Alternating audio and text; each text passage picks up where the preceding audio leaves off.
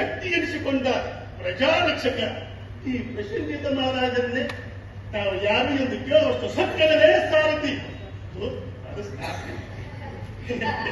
ಅದು ಹಂಗಲ್ರಿ ಸರ್, ಈ ಸಭಾ ಮಂಟಪಕ್ಕೆ ಯಾರ ಬಂದ್ರು ಒಂದ್ಸಲ ಬೇರೆ ಒಳಗ್ಬಿಡ್ತಾರೆ ನೋಡಿ. ಯಾಕಂದ್ರ ಈ ಕುರ್ಚಬೇಗ ರಾಜಕ್ಕ ಯಾರನ್ನ ಬರ್ತಾರೆ, ಯಾರನ್ನ ಹೋಗ್ತಾರೆ, ಯಾರನ್ನ ಬರ್ತಾರೆ, ಯಾರನ್ನ ಹೋಗ್ತಾರ.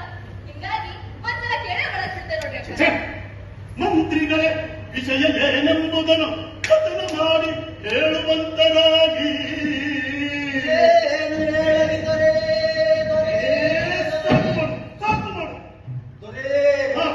ಹಳೆಯ ಕಾಲದ ಯಮನೆ ಇತ್ತ ಬರುವ ಸೂಚನೆಯನ್ನು ಗುಪ್ತಚರರು ತಂದಿದ್ದಾರೆ. ನಾಡಿನ ಭವಿತವ್ಯದ ಬಗ್ಗೆ ನಮಗೆ ಚಿಂತೆಯಾಗಿದೆ. ದೊರೆಗಳಿಗೆ ಏನೂ ತೊಂದರೆಯಾಗದಿದ್ದರೆ ಸಾಕು ಎಂದು ಮನಸ್ಸು ಅಲಬುತ್ತಿದೆ.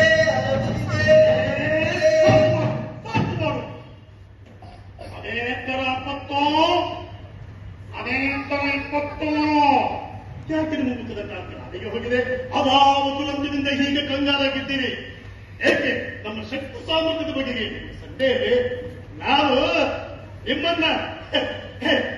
ನಿಮ್ಮನ್ನ ನಮ್ಮ ಜೀವ ಕೊಟ್ಟು ಕಾಪಾಡ್ತೀವಿ. ಎಷ್ಟು ವರ್ಷ ಹೇಳ್ತೀರಿ? ಚೆಕ್ಕು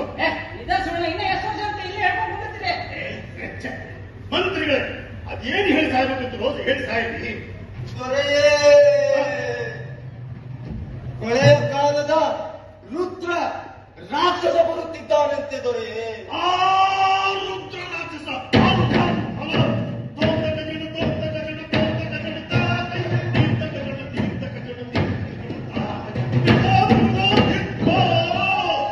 ರಾಕ್ಷಸ ಯಾರೋ ಭಯಂಕರ ರಾಕ್ಷಸ.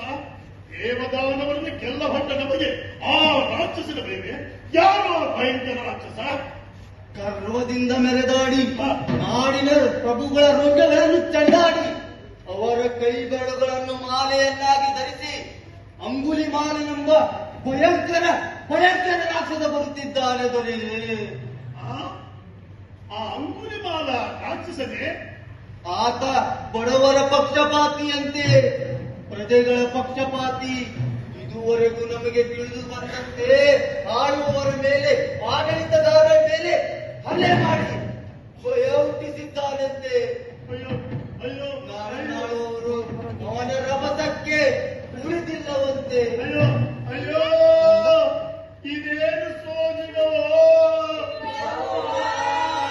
ಅರಿತರು ಬಂದು ಗಂಟೆಕ್ಕೆ ದುಡ್ಡು ಸಂಪತ್ತು ಲೂಟಿ ಮಾಡುವುದನ್ನು ಕೇಳಿದ್ದೇನೆ. ಈ ಅಂಗುಲಿ ಮಾಲನ ವಿಷಯ ನನಗೆ ವಸತಿ ಎನಿಸುತ್ತಿದೆಯಲ್ಲೇ? ಆತ ಪೂರ್ವ ದೇಶದಿಂದ ಬರುತ್ತಿದ್ದಾನಂತೆ. ಮೂಡಣ ಸೂರ್ಯನಂತೆ ಬೆಳಗುತ್ತಿದ್ದಾನಂತೆ. ಮೂಡಣ ಹೋರಿಯಂತೆ ಮುನ್ನುಗ್ಗುತ್ತಿದ್ದಾನಂತೆ.